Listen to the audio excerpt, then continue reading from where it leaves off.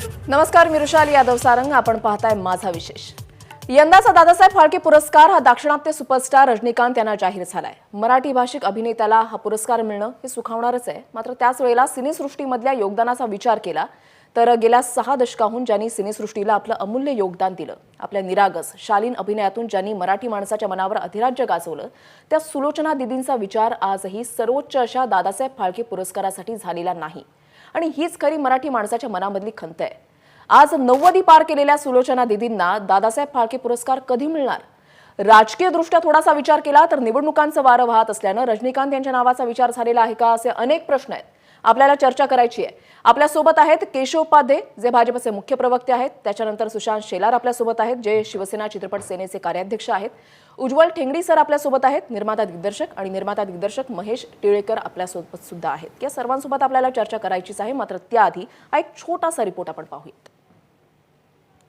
भारतीय चित्रपट सृष्टीत सर्वाधिक प्रतिष्ठेचा मानला जाणारा केंद्र शासनाचा दादासाहेब फाळके पुरस्कार लोकप्रिय अभिनेते रजनीकांत यांना जाहीर होणं हा मराठी माणसांसाठी जितका एक विलक्षण योग आहे, तितकाच तो जाणकार मराठी मनाला खटकणाराही आहे.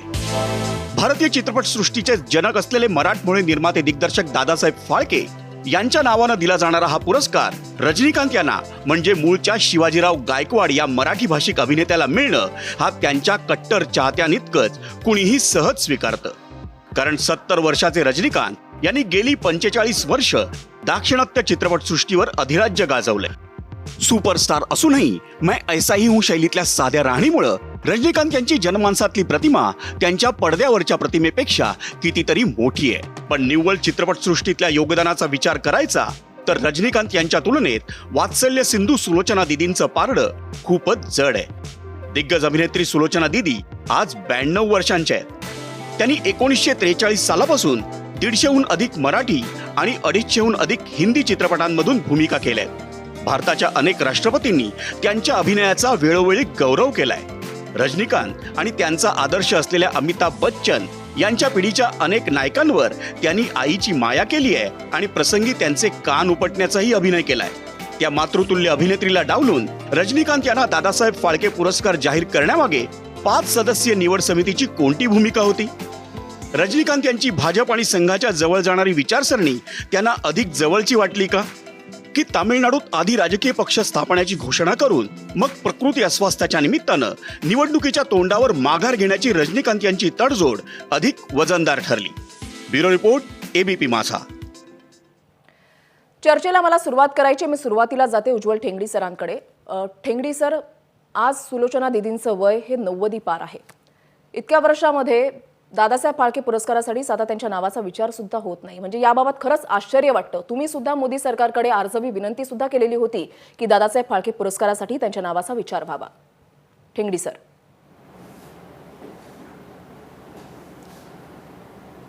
मी नुसता अर्ज नव्हता केला किंवा विनंती नव्हती केली, मी परखडपणे टीकाही केली होती. हो. ह्यापूर्वी एबीपी माझाला मुलाखत देताना मी त्यांना म्हटलं होतं की जिकडं इलेक्शनचं वारं वाहतंय तिथे पुरस्कार नेऊन देऊ नका, हा माझा विचार होता. आणि हा विचार माझा पक्का आहे या बाबतीत. प्रत्येक वेळेला अशा विचारसरणीची माणसं जेव्हा त्या कमिटीवर असतात त्यावेळेला मार्गदर्शनपर जावडेकर साहेब, मोदीजी, आपण दोघांनीही मिळून त्यांना मार्गदर्शन पण कुठेतरी त्यांना त्यांचं काहीतरी चुकतंय हे दाखवणं भाग आहे. आता एक मला निक्षून सांगायचं ते की ते म्हणतील की आम्ही ढवळाढवळ करत नाही. आम्ही कुठे म्हणतोय तुम्ही ढवळाढवळ करा. मी एवढंच म्हणतोय की ढवळाढवळ न करताही मार्गदर्शनपर काही गोष्टी सांगता येतात. आणि सुलोचना दीदी यांनी 450च्या वरती चित्रपट केले, बरोबर, त्यांना तुम्ही डावलताय. कारण काय? म्हणजे महाराष्ट्रात इलेक्शन होणार नाहीत का? म्हणजे फक्त निवडणुका डोळ्यासमोर ठेवून रजनीकांत यांच्या नावाचा विचार झाला असं वाटतंय सर तुम्हाला? हे थेट तुमचं म्हणणं आहे? माझं हे स्पष्ट म्हणणं आहे. याच्या पलीकडे मी सांगू शकत नाही. नाही तर आज तगायत, माझ्या मते आज तगायत 2018 पूर्वी रजनीकांत यांना का नाही पुरस्कार मिळाला बरं? ह्याचं मला उत्तर कोण देणार आहे? आणि मी एक जबाबदार नागरिक म्हणून म्हणतोय, कलाकार म्हणून म्हणतोय. ह्याच्यानंतर मला एक अजून गोष्ट अशी सांगायची की कुठल्या व्यक्तींनी आपलं सोनं नाणं उचलून यांच्यापैकी सरकारला दिलं जेव्हा शास्त्रीजींनी अनाऊन्स केलं होतं. मला एक कलाकार तरी सांगा ना कृपा करून. ही जी मूर्ती आहे ना, सुलोचना नावाची ही मूर्ती आहे ना, ही दिसते ना किंवा ती भूमिका जशी करते तेवढीच नाही आहे. आतमधली बाजू जर का तुम्ही बघितलीत, पडद्या पलीकडची बाजू बघितली तर ती वेगळी आहे. अतिशय अतिशय गुणी कलावंत, याबद्दल शंकाच नाही आहे. पण त्याच्या बरोबरीने मी म्हणेन एक अतिशय ह्युमन पर्सन, माणुसकी जपणारी ही व्यक्ती आहे मला म्हणायचं आहे. हे आमचे अनुभव आहेत बालपणापासून. आता मी माझ्या आईसंबंधी बोलत नाही, पण तिचे दोन्ही डोळे गेलेले असताना प्रपंच चित्रपटात तिला जेव्हा अवॉर्ड मिळालं, फर्स्ट अवॉर्ड बेस्ट सपोर्टिंग ॲक्ट्रेसचं, त्यावेळेला सुलोचना दिदी त्यांनाही ते अवॉर्ड मिळालं होतं बेस्ट ॲक्ट्रेस म्हणून. त्या सकाळी 8:30ला घरी होत्या आमच्या. कारण काय? ज्या व्यक्तीचे दोन्ही डोळे गेलेले असताना त्या व्यक्तीला अवॉर्ड मिळते, ती व्यक्ती ग्रेटेस्ट, ती सगळ्यात उच्च व्यक्ती, उच्च कलाकार, असं त्यांचं म्हणणं होतं. यात माणुसकी आली असं माझं म्हणणं आहे. त्याबरोबरच मी कलेविषयी यांच्या बोलतोय. आज तुम्ही सांगा की 1943 पासून जे सुलोचनाबाईंनी पदार्पण केलं याच्यामध्ये आणि 450च्या वरती चित्रपट केले, त्यामधली कुठली भूमिका तुम्ही नाकारली? तो प्रत्येक प्रेसिडेंट, जसं तुम्ही म्हणाला, प्रत्येक राष्ट्रपतींनी, म्हणजे राजेंद्र प्रसाद पहिले राष्ट्रपती आपले, त्यांच्या बरोबरीने इतर राष्ट्रपती, प्रत्येक राष्ट्रपतींनी त्यांचा गौरव केला. आज जवानांकरता, पोलिसांकरता ह्या व्यक्तीशिवाय कुणी काम केलेलं नाही, मला आठवत नाही. आणि मी स्पष्ट सांगतोय की शरद पवारांपासून माननीय शिवसेना प्रमुख बाळासाहेब ठाकरे ह्या सगळ्यांनी, म्हणजे देवेंद्र फडणवीस यांनी खरोखरी पत्र लिहिली आहे सेंटरला की 92 वर्षाची वय झालेली व्यक्ती, तिला तुम्ही हे पारितोषिक देणार नाही, तो कुणाला देणार? वयोपरत्वे काहीतरी विचार करा ना. बरोबर आहे. सर्वसंपन्न अशा सुलोचना दिदी आजही पुरस्कारासाठी विचार का होत नाही, हाच एक महत्वाचा मुद्दा आहे. महेश टिळेकरजी, तुमची याच्यावर कमेंट. नाही, एक तर सुलोचना दिदी या फक्त त्यांचं एका ठराविक काळापुरतंच त्यांचं कर्तृत्व आहे असं नाही आहे. त्यांचं योगदान हे पुढच्या पिढ्यांनाही मार्गदर्शन ठरेन असं आहे. म्हणजे त्यांनी अनेक नवीन पिढीतील कलाकारांनाही प्रोत्साहन दिलं आहे. त्या काळातही मुंबईमध्ये येणाऱ्या नवोदित कलाकारांना त्यांनी स्वतःच्या घरात राहायला जागा दिलेली. म्हणजे माझ्या करिअरच्या सुरुवातीलाही जेव्हा मी कोणी नव्हतो तेव्हा सुलोचना दिदींनी माझ्याकडे काम केलं होतं. आणि जेव्हा त्यांचा कमबॅक झाला सुलोचना दिदींचा, तेव्हा त्यांनी माझ्या लाडीगोडी या सिनेमामध्ये एक छोटीशी भूमिका केली होती.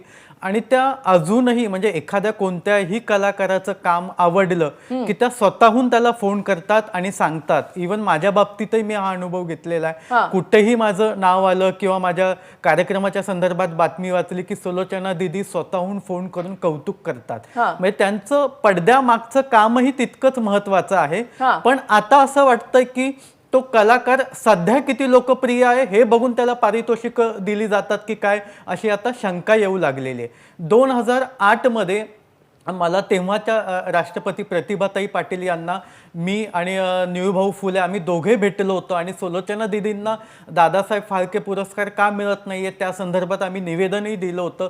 त्यांनी सांगितलं होतं मी याच्यामध्ये लक्ष घालते, पण पुढे काहीच झालं नाही. आणि 2005 मध्ये सुचित्रा सेन या ज्या प्रसिद्ध बंगाली अभिनेत्री आहेत त्यांना तो पुरस्कार जाहीर झाला होता की ज्या ठराविक काळानंतर त्या इंडस्ट्रीशी त्या मिक्सही होत नव्हत्या, कुठल्या फंक्शनलाही जात नव्हत्या, अशा व्यक्तीला तो जाहीर झाला. आणि जाहीर झाल्यानंतर त्यांनी सांगितलं की मी हा पुरस्कार घ्यायला तिकडे येणार नाही, मला हा घरी आणून तो पुरस्कार द्या. म्हणजे राष्ट्रपती पारितोषिक त्यांना घरी येऊन दिलं जावं असं त्यांची इच्छा होती. पण त्याच वेळी सुलोचना दिदींचं नाव जवळपास फिक्स झालं होतं टाइम्स ऑफ इंडिया या वर्तमानपत्रानंही त्याची दखल घेतली होती.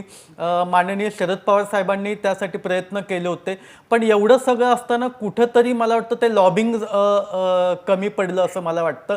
आणि सुचित्रा सेन यांच्या नावाचा विचार केला, पण त्यांनी तो नाकारला, कारण का त्यांना ते घरी येऊन हवं होतं. आणि मग त्यांच्याऐवजी मग श्याम बेनेगलांना तो पुरस्कार दिला. मला हेच म्हणायचं की कलाकारांना जेव्हा ते कौतुक तो पुरस्कार मिळाल्याचा आनंद आहे ना, तो घेता यावा, तेव्हाच त्याला ते दिलं पाहिजे. म्हणजे सुलोचना दीदींनी 60 वर्षाच्या असताना जे त्यांनी कारकीर्द केलेली ती तेव्हाही मान्य होती आणि आत्ताही मान्य आहे. मग त्यांना तेव्हाच का नाही तो पुरस्कार देण्यात आला? म्हणजे एखाद्याचे हातपाय थकल्यानंतर ती व्यक्ती जेव्हा जर्जर होते, म्हणजे जसं प्राण साहेबांना म्हणजे कळतही नव्हतं त्यांना दादासाहेब म्हणजे महेश टिळेकरजी आणि दिल्यानंतर. उज्ज्वल ठेंगडीजी, तुम्ही अगदी तळमळीने या ठिकाणी सांगितलेलं आहे की सुलोचना दीदी यांच्या नावाचा विचार का होत नाही, याच्या मागे अनेक गणित आहे. सुशांत शेलार आणि केशव उपाध्ये सुद्धा आपल्यासोबत आहेत, मला त्यांच्याकडे सुद्धा जायचं आहे. एक आपण छोटासा ब्रेक घेणार आहोत आणि ब्रेक नंतर ही चर्चा आपल्याला अशीच सुरू ठेवायची आहे. कुठेही जाऊ नका, पाहत रहा एबीपी माझा. एबीपी माझा, उघडा डोळे बघा नीट. यंदाचा दादासाहेब फाळके पुरस्कार हा दाक्षिणात्य अभिनेते सुपरस्टार रजनीकांत यांना जाहीर झालेला आहे. चांगली गोष्ट आहे, त्याच्यावर कुठल्याही प्रकारचा आक्षेप नाहीये. मात्र सध्याच्या निवडणुका लक्षात घेऊन त्यांच्या नावाचा विचार केला गेलेला आहे का, असे सवाल उपस्थित होत आहेत. त्याच वेळेला रजनीकांत यांना ज्या वेळेला दादासाहेब फाळके पुरस्कार जाहीर होतो, मात्र त्या क्षणी त्याच वेळेला 6 दशकाहून अधिक काळ ज्यांनी सिनेसृष्टीला आपले दिलेले आहेत, एक अमूल्य योगदान ज्यांचं राहिलेलं आहे, त्या सुलोचना दीदी यांच्या नावाचा विचार का होत नाहीये? का वारंवार त्यांच्या नावाचा विचार करा अशी आर्जवी विनंती ही सरकारला करावी लागते, मात्र अजून सुद्धा त्यांच्या नावाचा विचार झालेला नाहीये, असं का? या अनुषंगाने आपण चर्चा करण्याचा या ठिकाणी प्रयत्न करतोय. सुशांत शेलार आपल्या सोबत आहेत. सुशांतजी, म्हणजे जाणत्या मराठी माणसाच्या मनाचा, भावनांचा विचार होत नाहीये का, असं वाटतंय तुम्हाला? नाही, मुळात गेली कितीतरी वर्ष आपण आदरणीय सुलोचना दीदी यांना हा पुरस्कार मिळावा याच्यासाठी अखिल भारतीय मराठी चित्रपट महामंडळ असेल, सुलोचना दीदींचे जे काही चाहते आहेत त्यांच्या वतीनं पत्रव्यवहार, महाराष्ट्र सरकार आणि भारत सरकार यांना आपण वारंवार विनंती करतोय. खरं तर त्यांच्या इतकं नम्र आणि कुटुंबवत्सल, एक आईची माया देणारी व्यक्ती, विविध कार्यक्रमांमध्ये आजही त्यांना व्हीलचेअरवरून त्यांना कितीही त्रास होत असला तरी त्या कार्यक्रमांना, सामाजिक उपक्रमांना उपस्थित राहतात आणि त्यांचं वय पाहतात. म्हणजे सगळीकडेच जर का पुरस्कार देण्याचा तुम्ही जीवनगौरव हा प्रकार जरी पाहिला तरी साधारणतः महेश टिळेकर असा आता जसं म्हणाले की एक साधारणतः वय हातात काठी आली की ती एक अवॉर्डची बाहुली हातात मिळते. अनेकदा असंच पाहण्यात आलेलं आहे की व्हीलचेअरवर व्यक्ती आली, कलाकार आला की पुरस्कारासाठी त्याचा विचार होतो. इव्हन बरोबर, साहेबांना पण इतका उशीर होण्याची गरज नाही. आणि मला असं वाटतं की ही खरं तर निषेध व्यक्त करण्यासारखी गोष्ट आहे. आणि मी तुमच्या माध्यमातून खरं तर इतकीच विनंती करेन आदरणीय रजनीकांत यांना, कारण ते महाराष्ट्राच्या मातीमध्ये जन्माला आले आणि महाराष्ट्राच्या मातेचा हा एक प्रकारे सरकारने अपमान केलाय, त्यांना पुन्हा एकदा डावलं. मला असं वाटतं की आदरणीय शिवाजीराव गायकवाड म्हणजेच रजनीकांत यांनी हा पुरस्कार स्वीकारू नये, त्यांनी तो पुरस्कार परत करावा. एक मोठी बातमी, एक मोठी लिंक जी आहे, खरं तर पाहायला गेलं तर आमच्या मीडियाच्या माध्यमातून एक मोठी बिग न्यूज जी आहे ती तुम्ही या ठिकाणी देताय, ब्रेकिंग न्यूज तुम्ही या ठिकाणी देताय. सुशांतजी, तुमचा मुद्दा घेऊनच मी केशव उपाध्ये यांच्याकडे जाते. केशवजी, या ठिकाणी सुरुवातीलाच मी ठेंगडी सरांकडे गेले, त्याच्यानंतर टिळेकर, त्याच्यानंतर आता सुशांत शेलार.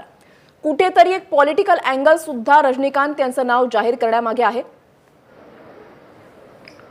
मी तिघजण बोलले, त्याच्यानंतर तुम्ही मला संधी दिली आणि त्याबद्दल मी धन्यवाद देतो. तिघांचं म्हणणं मला ऐकून घेता आलं म्हणून मुद्दामच तुमच्याकडे शेवटी आलेली आहे मी. नाही, मला धन्यवाद म्हणून मी सुरुवातीला धन्यवाद देतो. वृषाली, मी धन्यवाद त्यासाठी वृषाली मी तुम्हाला धन्यवाद दिले. मी अगदी मनापासून धन्यवाद दिले, कारण मला तिघांचाही भूमिका मला ऐकायची होती. आणि मी आपल्या इथे जे ठेंगडी सर बसलेत किंवा टिळेकर दोघांच्याही निम्म्या भूमिकेशी मी 100% सहमत आहे. म्हणजे सुलोचनासारख्या व्यक्तिमत्वाला दिला पाहिजे तर दिला पाहिजे, त्यात दुमत असण्याचं कारण नाही.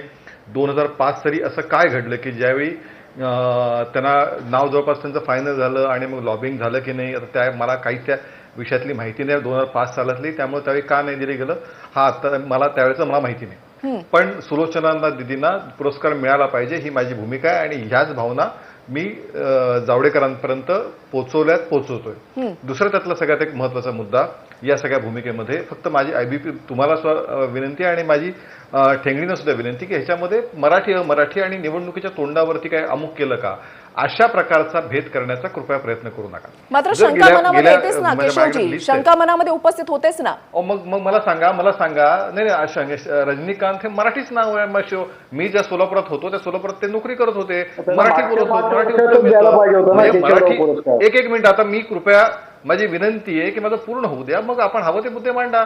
मी कुणाच्या मध्ये मी बोलत नव्हतो, त्यामुळे माझं सलग मला काही 30 सेकंद 1 मिनिट मला द्या, मग आपण हवं ते बोला. बोला केशवजी, प्रश्न बोला, मुद्दा पूर्ण मराठी करा. कलाकाराचा इथे नाहीये प्रश्न. 50 जी आता यादी आपल्याकडे 50 कलाकारांची यादी आहे, त्याच्यामध्ये आतापर्यंत जर मराठी विषय करायचा असेल, भारतासारखा विशाल देश, अनेक भाषा, पण त्या सगळ्यामध्ये 6 मराठी कलाकार आहेत आणि 6 मराठी म्हणजे सर्वाधिक कलाकार मराठीत अशा अर्थानं म्हणलं तर चूक होणार नाही की मराठी कलाकारांना फाळके पुरस्कार मिळाला. त्यामुळे याच्यामध्ये मराठीवरती अन्याय होते वगैरे म्हणणं आता ठीक आहे, शिवसेनेला दुसरं काही कार्ड नाही, त्यामुळे शिवसेनेच्या पलीकडे फार सिरियसली मी घेत नाही शिवसेनेच्या म्हणण्याला.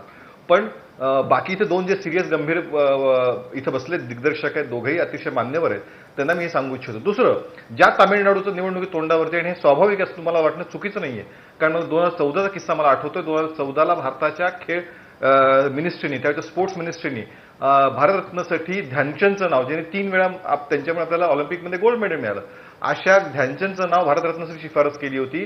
पण ती शिफारस डावलून तातडीने एक सिग्नल द्यायचा तरुणांना राहुल गांधींच्या आग्रहास्तव यांना देण्यात आला. त्यावेळी तो सचिन तेंडुलकरांना देण्यात आला. त्याला आमचा आक्षेप नाही, योग्य त्याच्यामध्ये.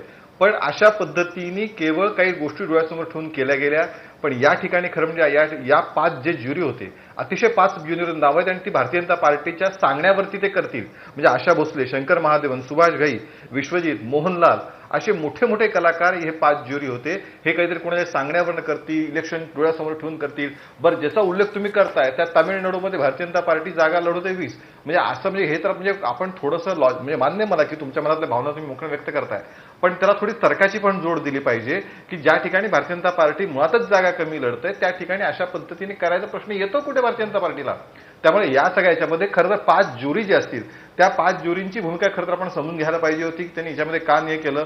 दुसरं, मी दोन्ही दिग्दर्शकांच्या मताशी पूर्ण सहमत आहे की सुलोचनाबाईंना पुरस्कार दिला गेला पाहिजे, पण त्या आणि तो पुढच्या काळात म्हणजे आतापर्यंत का दिला गेला नाही. आता तर भारतीय जनता पार्टी 4-5 सत्तेत आहे, मग 2005 सालचं काय झालं मला त्याच्यातही जायचं नाही, पण पुढच्या काळामध्ये तो दिला गेला पाहिजे आणि दिला जावा. यासाठी मी जावडेकरांशी आज दुपारीच बोललो, ज्या चर्चेचा विषय ज्या आला त्या मी त्यांच्याशी बोललो की मला ते म्हणजे त्यांचंही म्हणणं आहे की बरोबर आहे केशव, पण ते 5 ज्युरींनी जे नाव आम्हाला दिलं त्यामध्ये आम्ही कुठल्याही याच्यामध्ये केलं नाही. आणि मराठी वाद कृपया करू नका. जर तसं असेल तर 50 पैकी 6 मराठी नावं तर आपली इथंच आहे, त्याच्यामध्ये आशा भोसले, केशवजी, मला खरं तर आश्चर्य वाटतं की 50 पैकी 6 नावं जी आहेत ती मराठी माणसांची आहेत आणि 50 पैकी 6 आकडा तुम्हाला फार जास्त मोठा वाटतोय.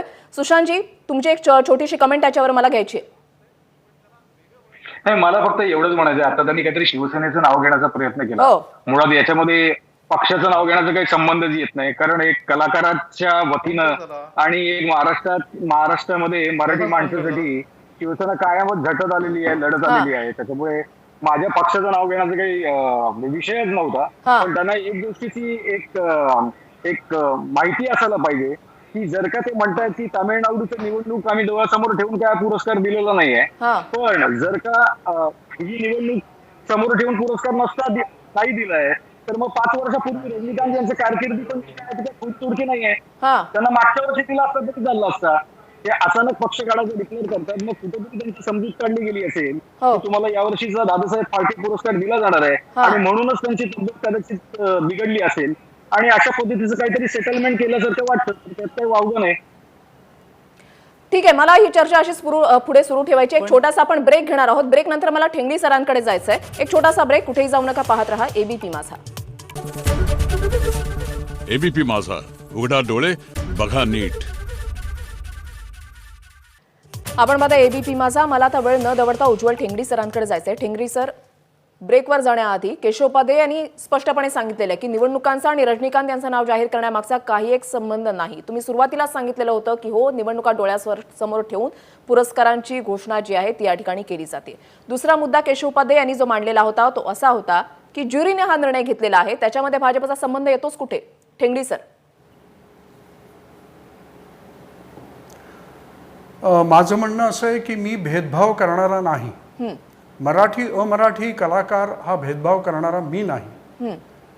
परंतु 45 पुरुष कलाकारांना आणि फक्त 6 स्त्री कलाकारांना दादासाहेब फाळके पुरस्कार दिला जावा याबद्दल मी खंत व्यक्त करतो, हे निश्चित आहे.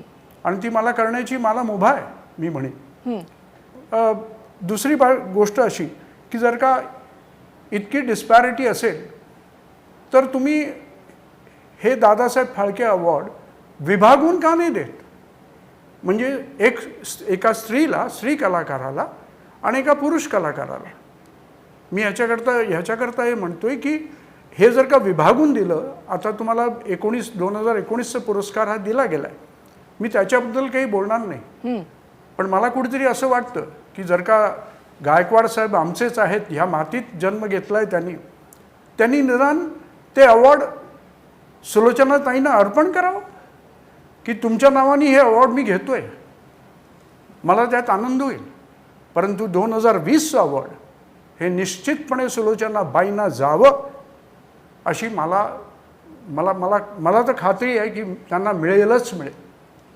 आणि नाहीतर मग आम्ही आंदोलन सुरू करू, हे माझं म्हणणं आहे.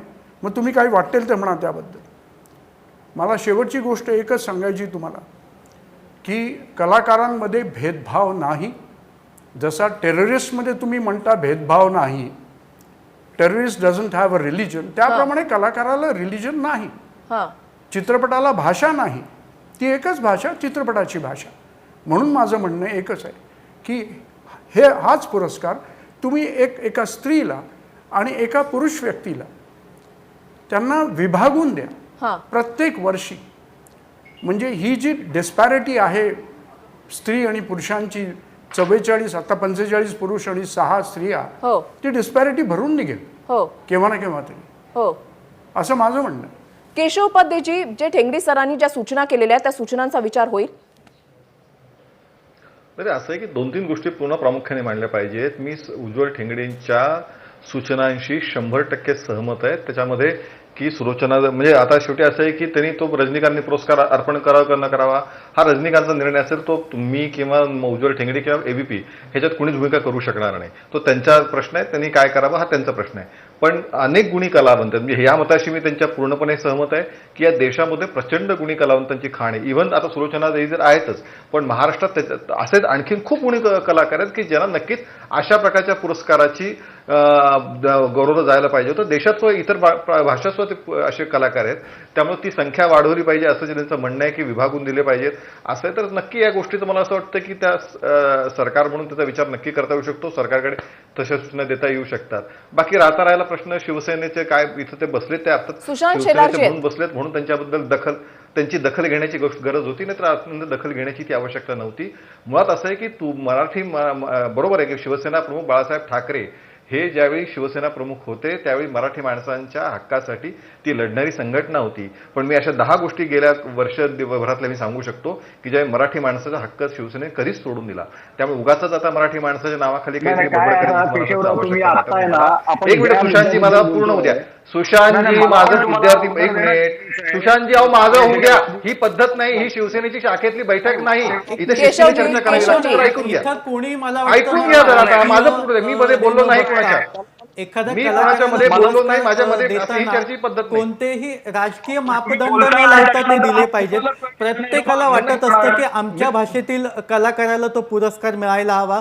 जसं सौमित्र चॅटर्जी यांना त्यांचं कारकीर्द, त्यांचं कर्तृत्व हे फक्त बंगाली सिनेमांपुरतंच मर्यादित होतं, पण त्यांना तो दिला गेला. मग तसंच सुलोचना दीदींचं कारकीर्द हे फक्त मराठीशी मर्यादित नाहीये, त्यांनी हिंदी सिनेमातनंही तेवढंच योगदान दिलेलं आहे, तेवढ्या भूमिका केलेल्या आहेत. मग सुलोचना दीदींच्या नावाचा पुरस्कार का होत नाही? कारण का 2000 मध्ये मला वाटतं आशाताई भोसलेंना दादासाहेब फाळके मिळाला, त्याच्यानंतर सचिन तेंडुलकरांना मिळाला. आणि मधली जी नावं आहेत ज्यांना तो पुरस्कार मिळालेला आहे ती नावं पाहता ज्यांना दिला गेलाय त्यांच्यामध्ये सुलोचना दीदींची सिनियरिटी आणि त्यांचं काम हे नक्कीच मोठं आहे. मग कुठेतरी असं वाटतं की ते जे ज्युरी मेंबर्स आहेत त्यांना सुलोचना दीदींचं कर्तृत्व मान्य नाही का, की सरकारला मान्य नाही त्या वेळेच्या, असा हा प्रश्न आता असंख्य प्रश्न आहेत. माझ्याकडे वेळ अत्यंत कमी आहेत. सुशांत शेलारजी, तुम्ही काय सांगाल? लोकप्रियता की योगदान, कशाला प्राधान्य दिलं जातंय? नाही, योगदान आणि लोकप्रियता या दोन्ही गोष्टींमध्ये जर का आपण बघायला गेलो तर सुलोचनाताईंचं कार्य हे उजवच आहे.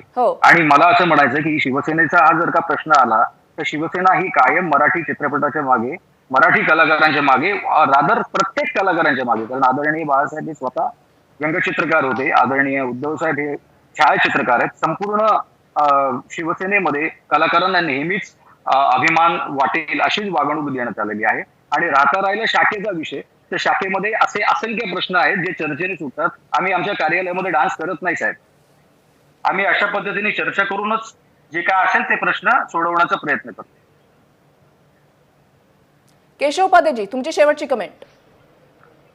नाही मुळात म्हणून मी सांगितलं की मी दोन आपले ज्येष्ठ त्यांच्या जे कलाकार क्षेत्र संबंधित आहेत, आपले ठेंगडी सर आणि टिळेकर सर, या दोघांच्या मताशी मी अतिशय सहमत आहे. त्याचा फक्त राजकीयकरण त्याचा केला जाऊ नये. 5 ज्युरीने का निवडला हा त्यांचा प्रश्न आहे. त्यामुळे त्या सगळ्याच्या मध्ये मराठी अमराठी न करता सुलोचना दीदींना पुरस्कार मिळाला पाहिजे या मताशी मी आहे. आणि मी आज दुपारीच बोललो आणि पुन्हा एकदा या सगळ्या विषयात माझं टिळेकरांचं विनंती आहे, ठेंगणींना विनंती आहे, आपण एकदा पुन्हा एकदा जावं हवं. आवश्यकता तुम्हाला योग्य वाटत असेल तर तुमचा म्हणजे निर्णय तुमचा आहे. तर आपण जावडेकर साहेबांना जे या विषयाचे मंत्री पण आहेत त्यांना निवेदन द्यायला भेटूया आणि नक्की पुढच्या काळामध्ये योग्य व्यक्तीला पुरस्कार मिळाला पाहिजे असं माझं त्यातून मत आहे. साहेब कधी असेल तर तुम्ही सांगा. सुलोचना दीदींसाठी नक्कीच सगळेजण मराठी कलाकारही उभे राहतील, कारण का आपल्या मातीतल्या आपल्या या कलाकाराला पुरस्कार मिळावा, सुलोचना दीदींना पुरस्कार मिळावा अशी सर्व मराठी कलाकारांची, मराठी जनतेची मनापासूनची इच्छा आहे. नक्कीच ही सर्वांची इच्छा आहे की सुलोचना दीदींचा विचार हा व्हावा. आणि भाजपकडून ही अपेक्षा आहे की आता ज्या मान्यवरांनी आपली मतं मांडलेली आहेत ती मतं जी आहेत ती केंद्रीय मंत्रालयापर्यंत पोहोचवावीत, जेणेकरून सुलोचना दीदी यांचा पुढच्या वेळेस तरी किमान दादासाहेब फाळके पुरस्कारासाठी विचार व्हावा. आम्ही एक प्रश्न विचारलेला होता जनतेला, आम्ही एक पोल घेतलेला होता. त्या पोलमध्ये आम्ही असं विचारलेलं होतं की निवडणुकांचा निकष आणि रजनीकांत यांची निवड झालेली आहे का, तर 72% म्हणतायत की होय आणि 28% लोक म्हणतायत की नाही. याचा विचार सुद्धा शिवसेनेनं आणि केंद्रीय पातळीवर जो आहे तो केला गेला पाहिजे, जेणेकरून आता जे काही निवडणुकांचं वारं जे आहे ते वाहत आहे त्याचा कुठेतरी परिणाम या पुरस्कारांची नावं जी आहे ती जाहीर केली जात आहे त्याच्यावर कुठेतरी होताना दिसतोय. हे फॅक्ट आहे, हे सत्य आहे, हे सर्वांनीच विचारात घेतलं पाहिजे. आणि कला क्षेत्रामध्ये तरी किमान राजकारण आणलं जाऊ नये हीच सर्वांची भावना आहे, हीच सर्वांची इच्छा आहे. या चर्चेसाठी सर्व मान्यवरांनी आपला अमूल्य वेळ दिला त्याच्याबद्दल आपल्या सर्वांचे आभार. आणि इथेच थांबूयात. पाहत रहा एबीपी माझा. एबीपी माझा, उघडा डोळे बघा नीट.